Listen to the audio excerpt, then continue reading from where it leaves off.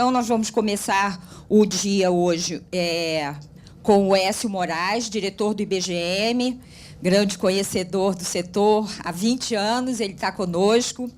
E nós vamos falar, então, sobre os principais gargalos para o acesso, implantação e melhor uso das novas tecnologias nas indústrias de joias e bijuterias do Brasil. Eu peço desculpas à nossa presidente, a Carla Pinheiro, está doente. Ontem ela passou um dia difícil, mas ela está chegando, então nós vamos mudar um pouquinho o programa. Ela estava com febre, foi tomar um antihistamínico agora, assim que a febre baixar, ela está se juntando a nós para a mesa. Então, ela vai falar da experiência da empresa dela, mas no painel de 10h30. Tá? Então, a gente vai passar da exposição do Écio e das perguntas e respostas, a sessão de perguntas e respostas que se seguirá, a gente passa, então, à mesa de debate. Obrigada, aproveitem. Bom dia a todos. Em linha com o que a Ângela me apresentou e colocou como seria a minha intervenção, eu acho que o espírito é exatamente esse. É um dia mais de reflexão sobre o que aconteceu ontem, sobre o que foi falado, né, sobre cada um dos palestrantes, e um pouquinho uma reflexão sobre os gargalos para o acesso, implantação e melhor uso de novas tecnologias nas indústrias de joias e bijuterias no Brasil. Antes de mais nada, eu gostaria de agradecer e parabenizar o trabalho da Jorrio, da Carla, da Ângela, do seu time, organizando esse seminário. Uma grande surpresa para a gente, realmente, vocês estão de parabéns. A palestra do José Paulo Silveira foi muito esclarecedora, né? Tocou num tema pujante da importância da inovação frente à competitividade crescente no mundo dos negócios. A palestra da Gay Penfold, ela falou de várias coisas, mas me chamou a atenção um item, o Eccleton até me corrige se eu estiver errado. Nós trouxemos um consultor alguns anos atrás, e ele fez um trabalho parecido com o que a Gay fez. Ele visitou empresas, fez um diagnóstico, e ele identificou um item muito parecido com o que a Gay identificou, um gap que existe hoje entre o designer e o operador do CAD. Né? Existe um distanciamento aí que precisaria ser superado. E isso, há 15 anos, ele identificou esse problema. Isso é uma questão que a gente tem que refletir sobre, né? Nossos problemas ainda permanecem, né? O problema da indústria brasileira, pelo menos um desses. A palestra do Dr. Shintaro Yamaga, que levou a gente a refletir um pouquinho sobre que só máquina e equipamento não é suficiente para a gente superar as eventuais deficiências tecnológicas que a indústria tenha, né? Se você não tiver recursos humanos motivados, treinados, capacitados, recursos, processos de produção monitorados, né, a gente também não consegue superar isso. E ele deixou muito claro, isso não basta ter máquina e equipamento, né? Você precisa monitorar os teus processos, os teus recursos. Uma notícia muito boa, o que o Dr. Eccleton trouxe para a gente, eu não sabia disso, o Brasil hoje já é o segundo produtor mundial de folhados, né, uma grande surpresa, né, para a gente. E, finalmente, com a palestra do Gustavo Kuster sobre a importância da normalização e essa crescente parceria do Instituto, do setor, com o Inmetro. Né. Então, realmente, foi muito rico o seminário ontem, e hoje eu vou tentar, como que a Ângela colocou, trazer mais perguntas do que respostas. Não tenho a pretensão aqui, não sou um expert no tema de tecnologia, e a minha expectativa é realmente trazer aí mais questionamentos, levar a reflexão do que propriamente trazer soluções. Né? O tema é esse, e eu pretendo linkar com o segundo tema, que é a apresentação das ações e instrumentos do SEBRAE e do SENAI, quer dizer, as questões que eu vou trazer, espero que a gente possa integrar com a palestra que vem aí na sequência. Bom, eu não vou me estender, gente, no tema da quais são os gargalos para se implantar tecnologia. Se a gente for pensar em tecnologia só exclusivamente do ponto de vista de máquina e equipamento, a gente está cansado de saber quais são essas dificuldades. Burocracia, custo elevado, a gente não tem escala de produção, né? Nós temos um problema de assistência técnica, a gente está cansado de saber que as empresas têm equipamentos aí de última geração e não conseguem operar esses equipamentos porque tem problema de assistência técnica ou o colaborador não está devidamente treinado para operar esse maquinário, né? Então, eu gostaria de dar mais ênfase aí na questão desse item, né? Mão de obra despreparada para operar essa tecnologia do ponto de vista de máquina e equipamentos, né? Porque, se a gente pensar, o processo de produção se dá com pessoas, processos e máquinas e equipamentos, e como o doutor José Paulo Silveira colocou ontem, a gestão desse conjunto de coisas, né? Então, aonde que eu pretendo trazer aqui esse questionamento. Aonde deveríamos dar maior ênfase hoje, dado o status, dado o estado da arte da indústria brasileira de joias? Eu vou me pautar por uma pesquisa realizada pelo IBGM no ano passado, junto a 260 indústrias, sendo que dessas indústrias, 38% são joias, 24% são folheados, 21% são bijuterias, 15% são gemas. Ou seja, a gente está bem representado aí toda a cadeia de produção da indústria joalheira. 90% dessas empresas são no Simples, 80% não exportam regularmente, ou seja, são voltadas para dentro, né? São altamente dependentes do mercado interno. Esse é um dado importantíssimo, gente. 74% dessas empresas não utilizam plenamente sua capacidade produtiva. A gente não sabe dimensionar hoje quanto que você tem de capacidade ociosa, mas 74% não utiliza a sua capacidade produtiva. E isso leva-nos a refletir sobre... Mais uma vez, eu não quero causar polêmica, que não é importante ter máquina e equipamento. O que eu vou levantar nessa coisa, qual é a ênfase que devemos dar nesse momento? 57% não pretende adquirir máquina e equipamento em 2013. E 40% das empresas têm mais de 18 anos. Ou seja, são empresas maduras, né? Aí a pesquisa também levantou, aquilo de 0 a 10 é uma nota que a empresa deveria dar, dificuldades no processo de produção e comercialização. Primeiro item, não fala nada de máquina e equipamento, nada, fala de tributação. Sexto, fala diversas coisas. O sexto item, qualidade da mão de obra, 5,93, nota média. Oitavo item, capital de giro reduzido, 5,23, a nota média. E, por fim, design e qualidade, 3,6. Eu acho que isso é uma coisa da maior importância, mas ficou aí no último item. Em nenhum momento é falado que a dificuldade de produção está em maquinário, etc. Ninguém levantou isso. Pode ser que exista aí uma dissonância cognitiva, né? A gente não sabe. O empresário não identifica o problema dele. Mas é importante a gente ter isso claro. Dificuldade de processo de produção ranqueados.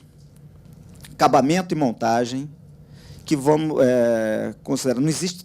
A tecnologia está disponível para acabamento e para montagem. Não existe grandes mágicas aí para se inovar. Modelagem, a modelagem aí, no caso, um equipamento de ponta, certamente ajudaria e tudo. Design e concepção de produto. Depois eu gostaria de citar algumas percepções que a Márcia Cross vem identificando nas empresas, como as empresas não estão preparadas ou não estão devidamente sensibilizadas para o planejamento de suas coleções, né? Planejamento de coleção, no sentido de que o produto deve estar alinhado com o posicionamento da empresa, com a marca, com a sua capacidade de produção, se o maquinário é adequado àquele produto que foi concebido, né? O relacionamento do designer com a empresa, né? E 23% das empresas dizem que não tem nenhuma dificuldade no processo de produção. Necessidade de treinamento. Também não identificamos aqui nenhum item relacionado a máquina e equipamento. Comércio exterior foi o mais, com a maior nota, 5,82. Técnica de venda, 5,80. Participação em feiras, controle administrativo e CRM. A gente percebe que a grande preocupação do empresariado é conquistar mercado, ampliar market share, vender, em síntese, né? Conquistar clientes, relacionar com clientes. Né? Mais uma vez, pode ser que exista aí uma dissonância. As coisas são holísticas, né? É importante ter o seu processo de produção azeitado, o produto com preço competitivo, etc. Mas a preocupação do empresário hoje é com a venda. Aí, eu gostaria de levantar esse que é o ponto, do meu entendimento, a essência do que a gente deveria, o IBGM, as associações de classe, em parceria com o Senai, com o Sebrae, aonde que a gente deveria dar ênfase em eventuais programas de treinamento, onde que a gente deveria refletir, onde estão os principais problemas e gargalos da indústria joalheira no Brasil hoje, na inovação. E onde que está o principal foco da inovação, nos recursos humanos.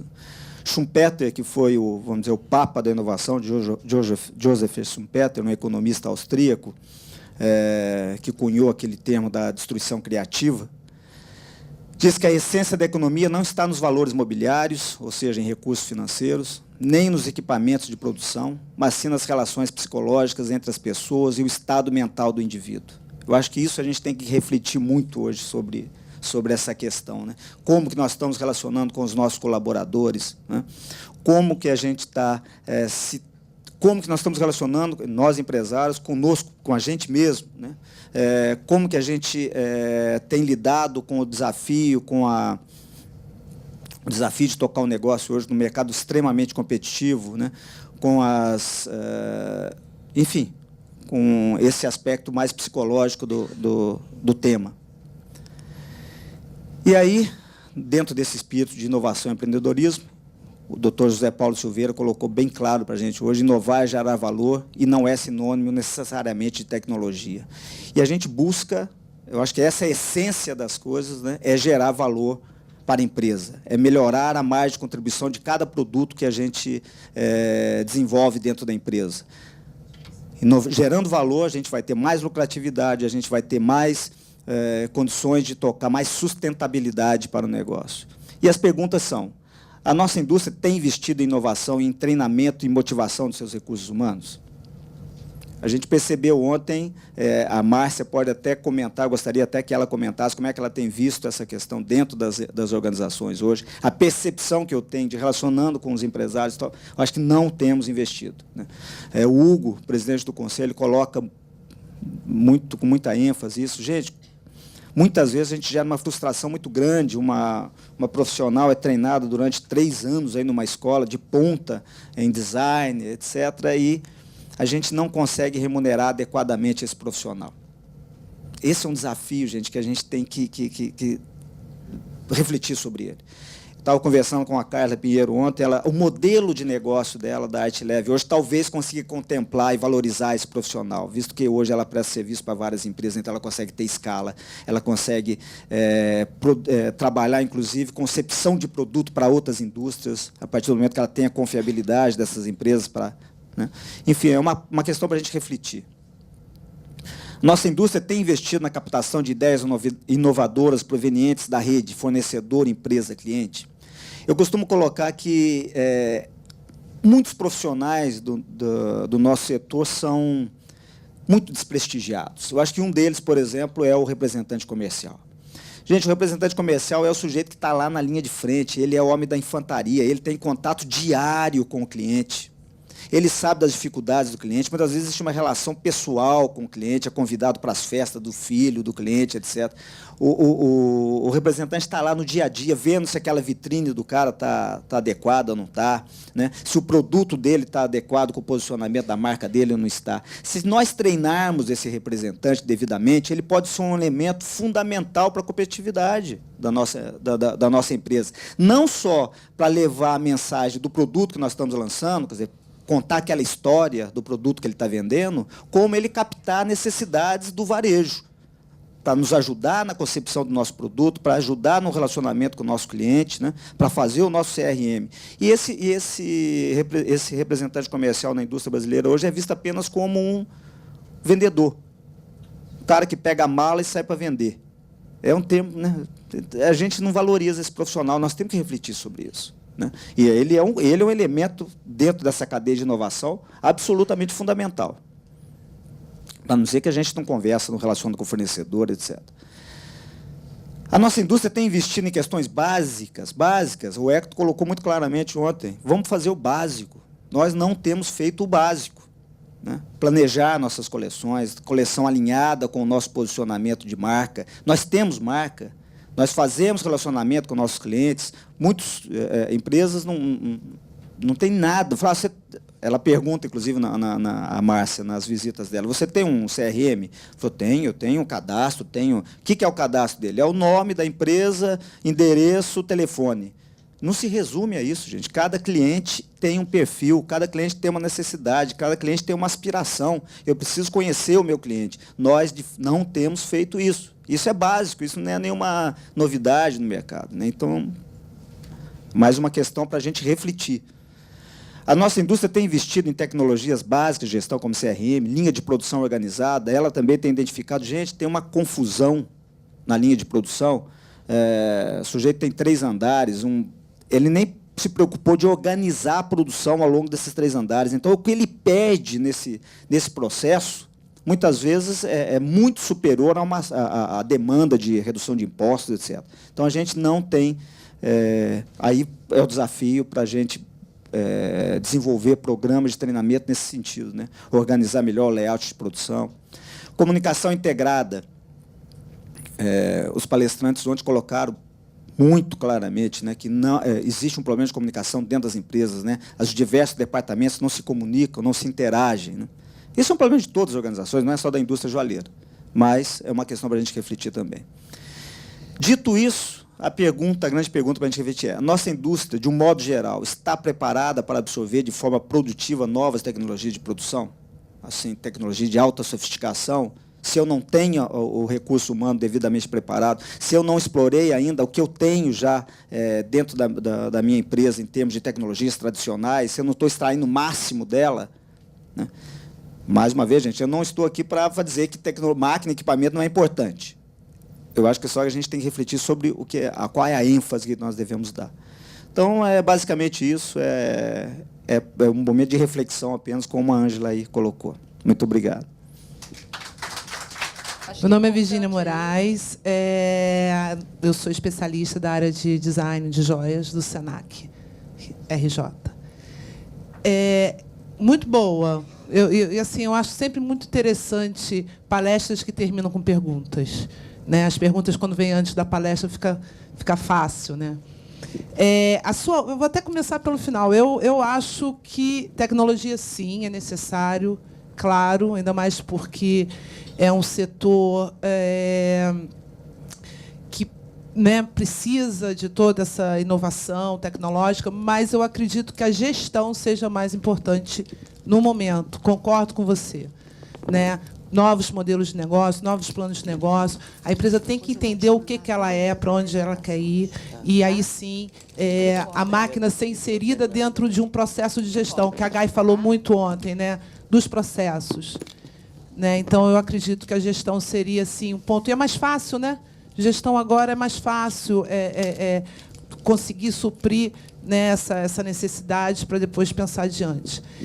Eu queria buscar uma outra fala da Gai, que eu também achei muito interessante, e que é, inclusive, um modelo, né, da escola dela, da universidade, que é a integração indústria, empresa e instituições de ensino. Né? Eu fico... Bom, aqui no Rio de Janeiro a gente tem, sim, a gente luta para isso, e muito, muito por causa da associação, da Ângela, da Carla, que estão sempre muito dispostas nesse sentido. Porque, assim, o que eu falei ontem para você, eu acho incrível que o Senac do Rio seja o único que tem uma oficina de ourivesaria. O Senac de Minas não tem. O Senac de São Paulo não tem. Não tem um itinerário formativo. Ourives, projetistas, enfim, várias especialidades. Não existe. Em São Paulo tem, em uma unidade, tem um curso de rinoceros para joalheria, que é muito parecido com o nosso, e numa outra unidade tem curso de desenho, joias e bijuterias. Em Senac, em Minas, não tem.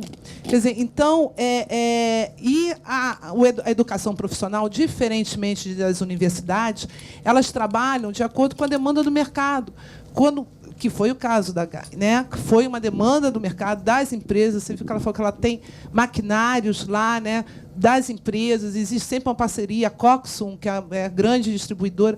Quer dizer, então, e hoje em dia, quando você fala muito de holístico, eu acredito muito nisso, e a palavra é parceria mesmo, né? Se juntar, ver no que a gente parceria, aquilo. Pelo menos no Senac a gente tem uma política de parceria que é tudo que não envolve dinheiro, é o que eu tenho de bom, o que eu posso te oferecer, o que você pode me oferecer, né? Então, eu acho que essa realmente é uma discussão. Quando eu vejo a sua... Fiz até algumas anotações aqui,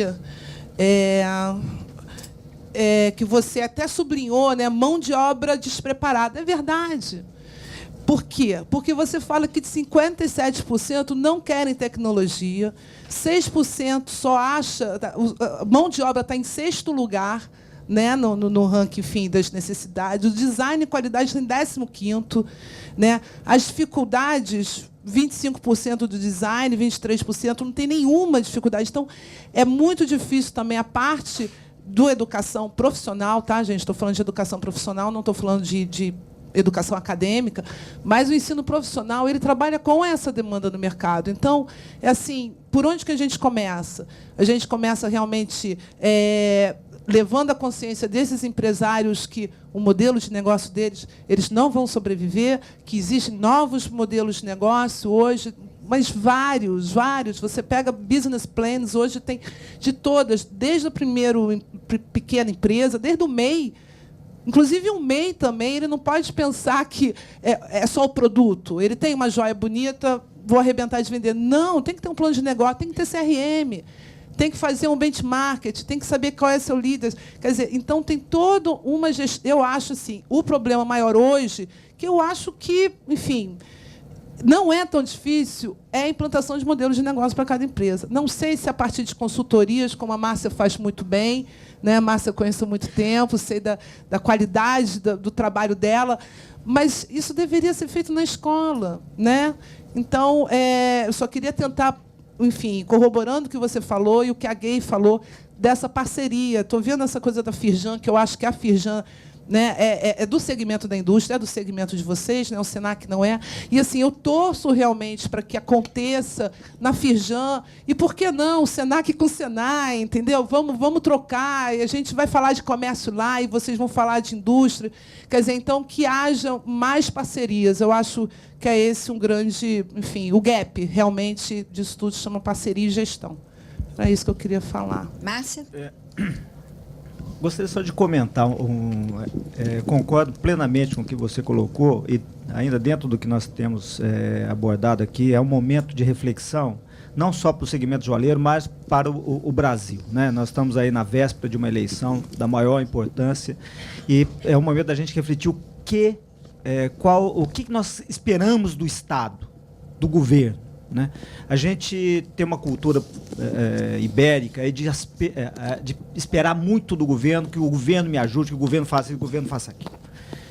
E tem um item da maior importância, e todos os especialistas, quando a gente fala em competitividade, é o primeiro item a ser levantado, é a questão da educação.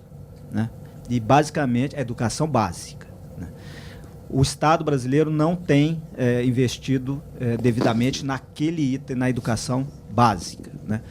Segundo, as universidades no Brasil são muito voltadas para dentro, ao contrário, por exemplo, das universidades nos Estados Unidos, que interagem profundamente com o setor produtivo. Né? Muitas universidades são bancadas, inclusive, por indústrias, por empresas ou por profissionais que saíram da universidade, tiveram sucesso no mercado de trabalho e financiam essas empresas.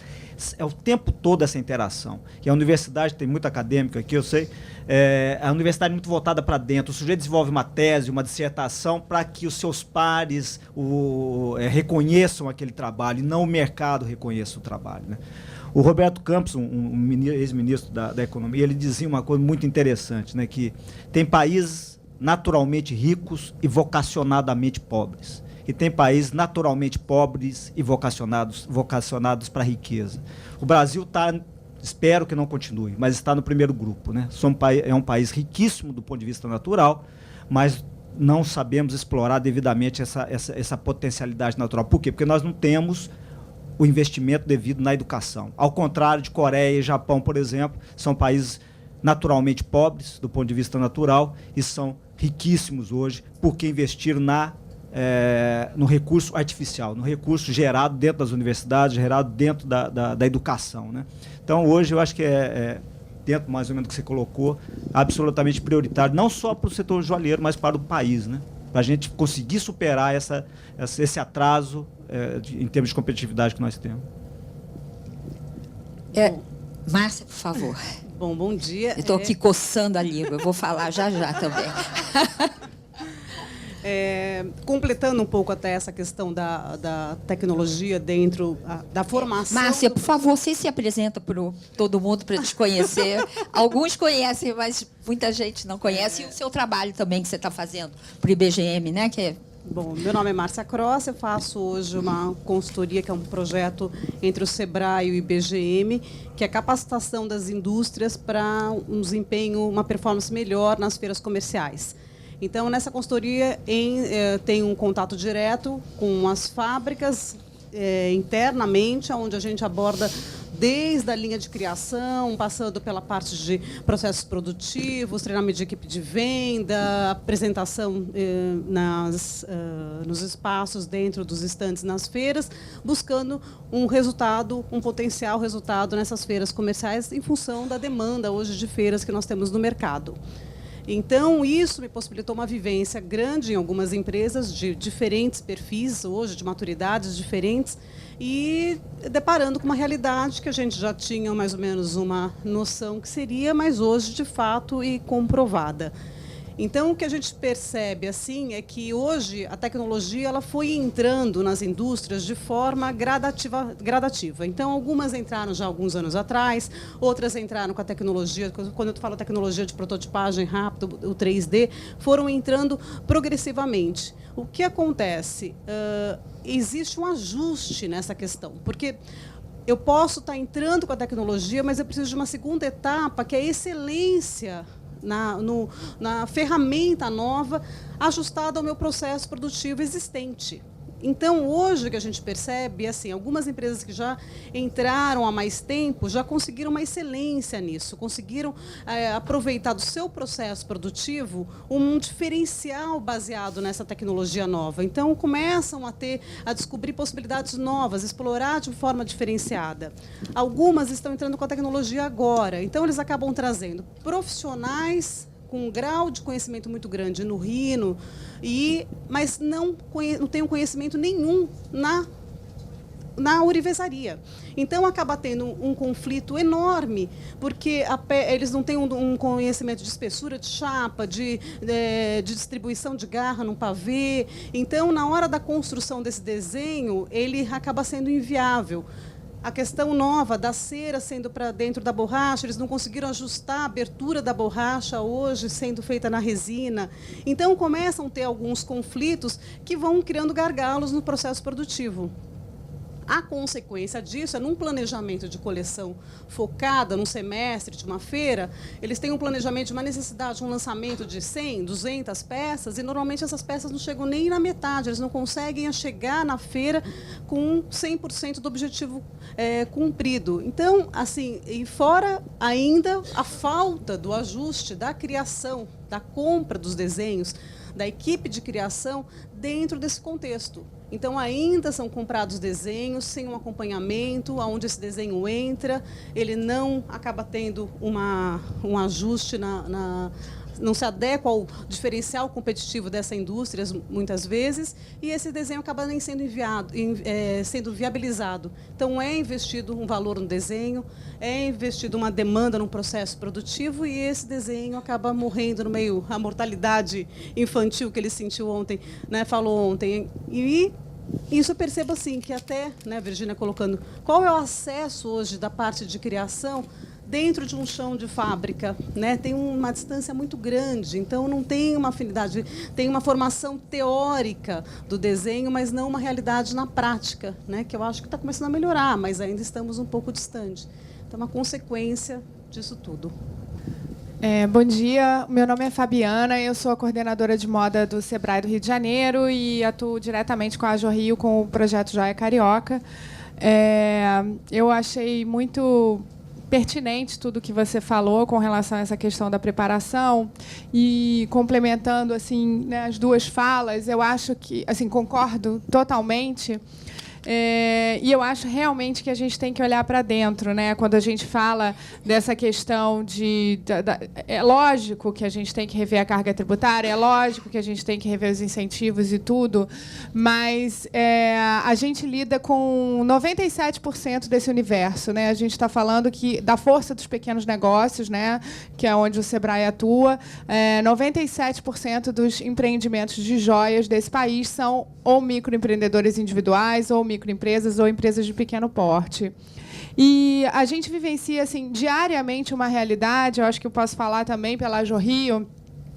Óbvio que não são as pessoas que estão aqui nessa sala, porque são pessoas que estão interessadas em atualização, em informação e participam dos eventos, mas a gente vê um oportunismo muito grande de algumas empresas que buscam o Sebrae apenas para participar de feiras e de eventos.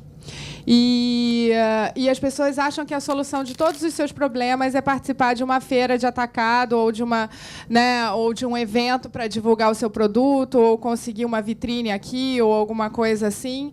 E a gente, já há muito tempo, vem adotando uma postura de que o acesso ao mercado é a culminância de um processo. Então, você ficar na cara do gol para vender, você tem que se preparar muito, e não é só o design, não é só a tecnologia, é a formação de preço, é a gestão.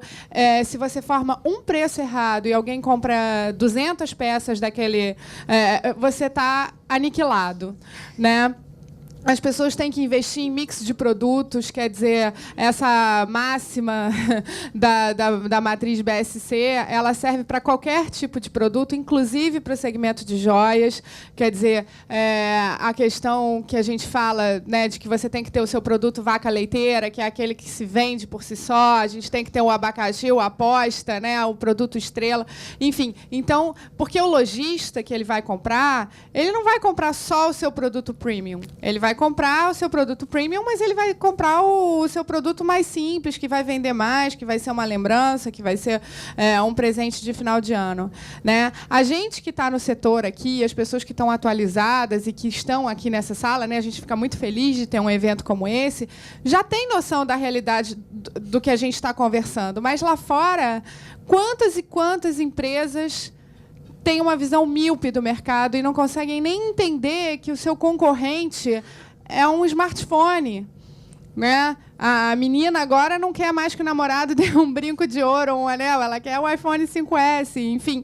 Então, desde as pequenas coisas, né? Então, assim, eu acho que as pessoas têm que... As informações estão aí, nos sites, a gente tem muita coisa gratuita, muita coisa subsidiada, e muitas vezes esse comodismo das pessoas de não buscar essas informações, não entrar nos sites, não ligar, né? E aí só aquelas desculpas verdadeiras de ninguém me ajuda, não sei o quê, a minha empresa está com dificuldade. As dificuldades existem sim, volto a dizer. É lógico que ninguém está fechando os olhos para ela, mas eu achei muito oportuno o que você disse e, assim, coaduna com todo o nosso desafio aqui de mostrar para as pessoas a importância de se capacitar e de otimizar a sua gestão empresarial, né? Eu queria saber um pouquinho qual é a sua opinião em relação a essa questão da gestão, da melhoria da gestão empresarial também, né? A formação de preço, controles financeiros, o plano de negócios que ela falou tanto, você administrar melhor os seus estoques, como comunicar a sua coleção e assim por diante. Obrigada. Eu costumo usar uma palavra, um conceito, ele é meio afetado, mas eu não achei nada que expressasse melhor isso, que é uma abordagem holística na gestão da organização, né? É aquilo que você colocou, o sujeito tem uma expectativa de chegar numa feira que vai salvar a empresa dele, que vai salvar o negócio dele, ele não fez um pré-feira, ele não desenvolveu uma coleção, ele não sabe quem que ele vai atender, ele não tem relacionamento com o cliente, ele não preparou o stand dele, e acha que a feira vai salvar a vida dele. E não é assim.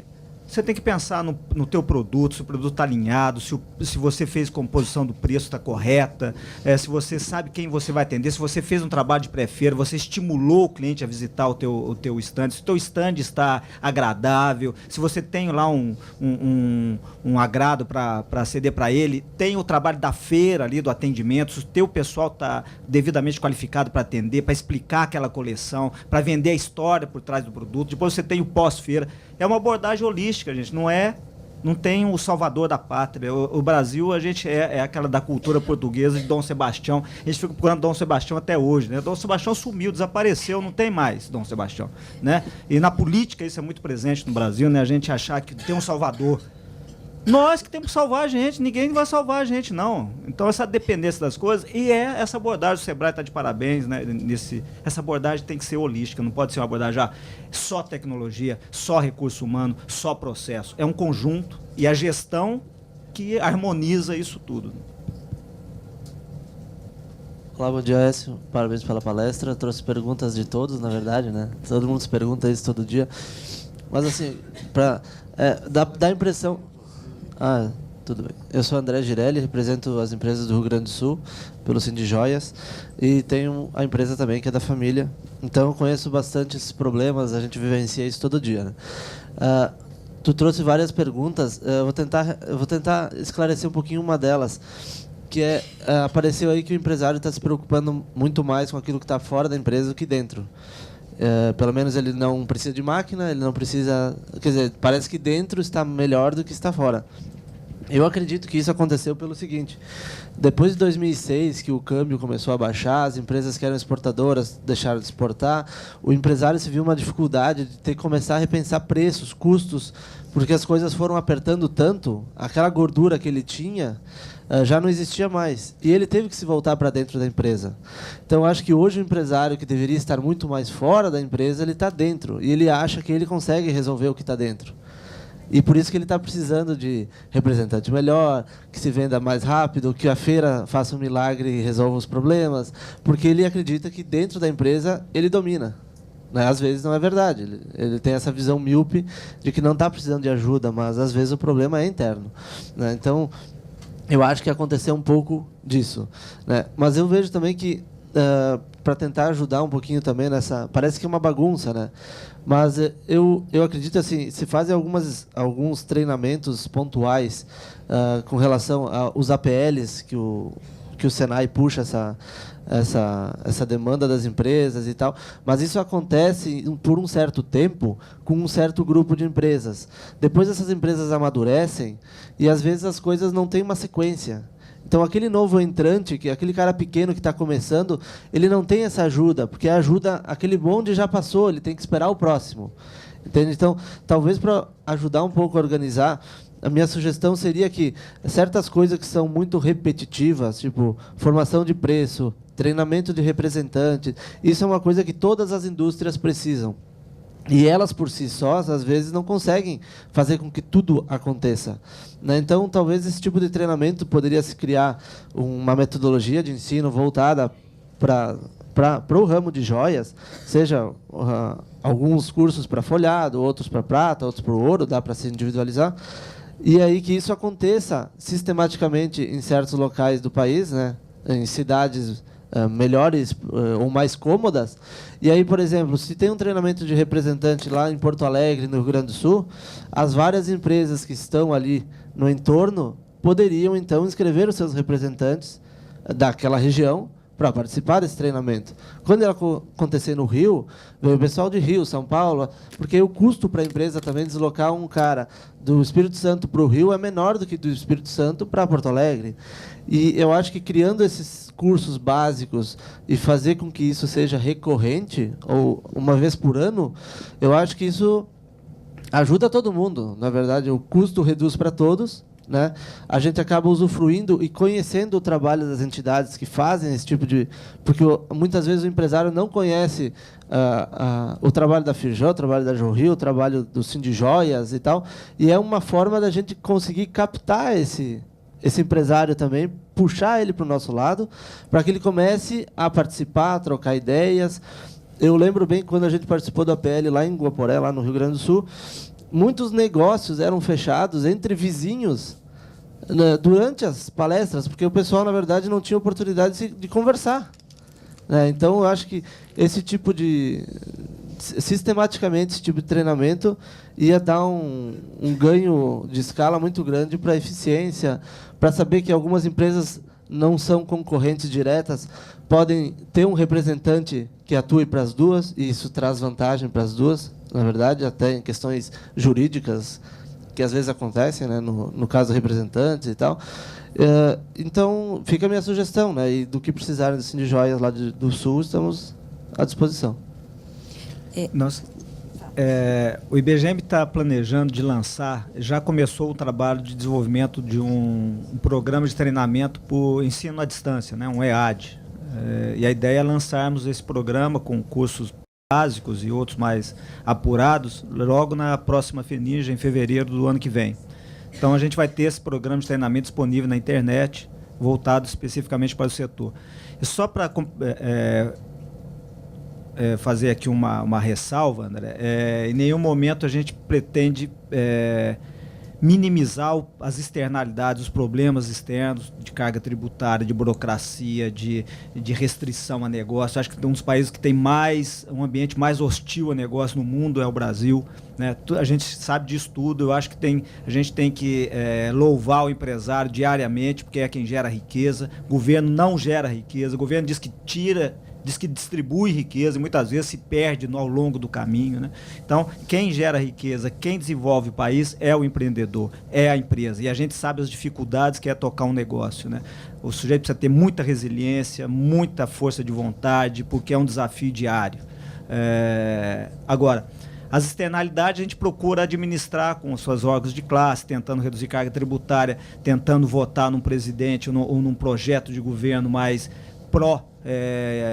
negócio, pró-geração de riqueza, com menos interferência de Estado, é aquela interferência que não gera, que não agrega valor, né? Isso que é importante a gente ter claro, porque o que agrega valor é educação, né? É saneamento, é saúde, isso que agrega valor no desenvolvimento de um país, né? Então, essas externalidades a gente trabalha com as associações de classe. Agora, infelizmente, o que a gente pode cuidar no dia a dia são das questões internas, né? E a gente tá só trazendo aqui a reflexão se nós temos feito o dever de casa no sentido de procurarmos minimizar esses gargalos todos. Écio. Oi, Manuel.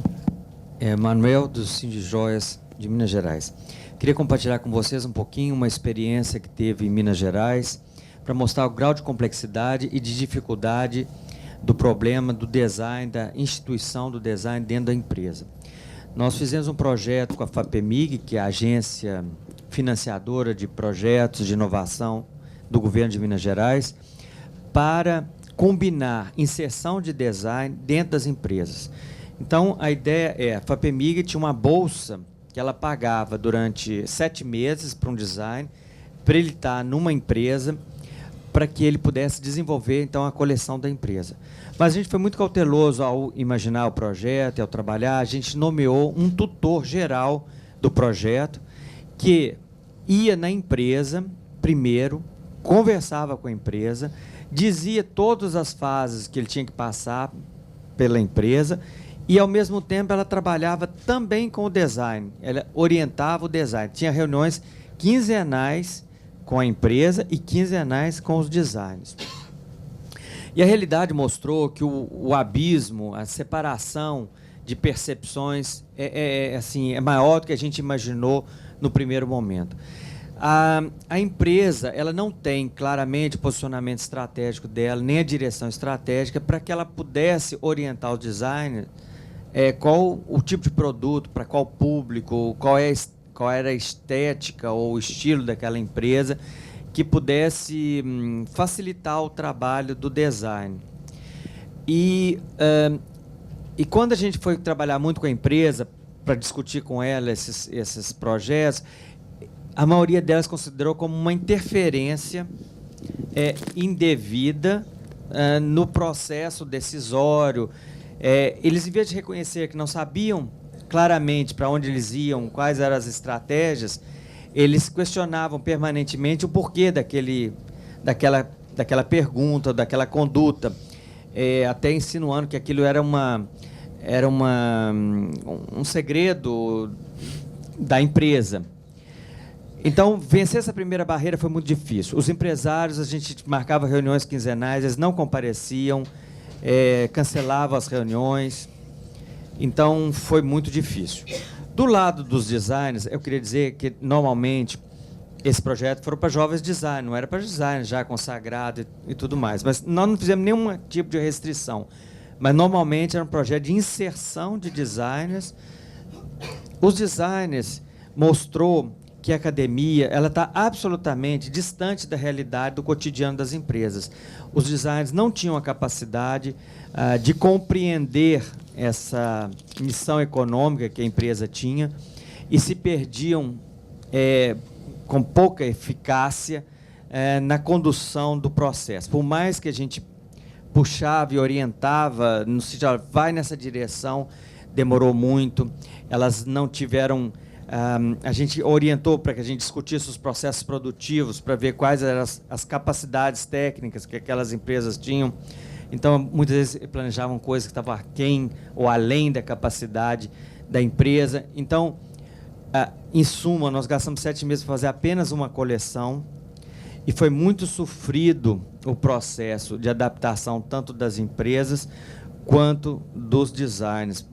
Então, cada vez mais, como a Virginia falou, é preciso a gente, como a Gay falou ontem, aproximar a academia do mundo real através de projetos de inserção temporária e trazê-la mais perto da empresa. A empresa, é claro, tem que fazer uma série de processos de gestão e de posicionamento que são fundamentais para qualquer estratégia da empresa.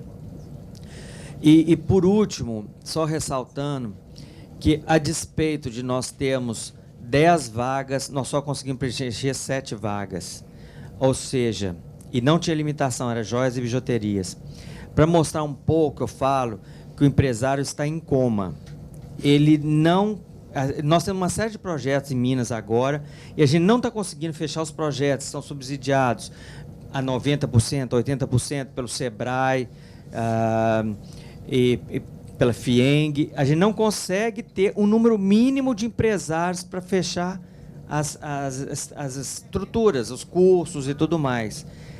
Vários cursos, como você colocou aqui, por exemplo, cultura da cooperação, que é uma das coisas principais do SEBRAE, a gente não consegue, porque o empresário acha que não precisa daquilo ali, não vai perder tempo, ir uma vez por semana, uma vez a cada 15 dias, num curso de cultura da cooperação.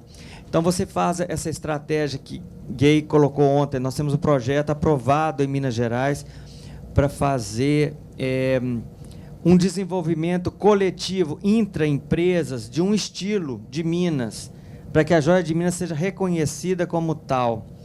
A gente não consegue que as pessoas aderam ao processo. Elas têm que pagar 20% apenas do custo do projeto e a gente não tem conseguido mobilizar as empresas para fazer. Então, não custava nada, o design era gratuito, 7 meses pago pela FAPEMIG, e mesmo assim a gente não conseguiu fazer 10 empresas, conseguimos fazer 7.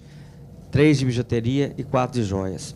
E a experiência foi dolorosa, a gente vê o gap enorme que existe entre o próprio profissional, o design e as empresas. O despreparo é muito grande, nós vamos ter que trabalhar muito em cima disso, porque nós sabemos que a nossa bijuteria ou a nossa joia só vai vencer por diferenciação. Então, cada vez mais, a gente tem que trabalhar com design, com estilo, porque nossa força motriz não é o preço, isso está no Extremo Oriente, e se nós encontrarmos um lugar para nós, vai ser através da diferenciação. Obrigado. Podemos... Só para fechar. O que é importante a gente deixar a mensagem, gente, que não é uma mensagem pessimista. Eu estava conversando com a Márcia Cross ontem, com a Érica, é aquela história do do copo, né? Está meio cheio, meio vazio, né? Essas deficiências todas do mercado, tem gente que encara isso fica deprimido. E tem gente que encara isso como uma oportunidade. Aqui eu acho que tem muita gente que é micro, pequeno empresário, Isso é uma oportunidade. Se você tiver gestão, então eu se vou você tiver perseverança, se você fizer a coisa direito, tu vai conquistar mercado. Você vai tirar gente que não está fazendo direito do mercado, porque o mercado está aí. Então, o que é importante é a gente encarar isso e falar assim, ó, é terra virgem. Tudo que nós fizermos vai gerar fruto. Então, o setor joalheiro, você imagina quanto que a gente ganharia de produtividade se nós fizéssemos o básico. Então, façam o básico que vão ter mercado. Obrigada, Écio.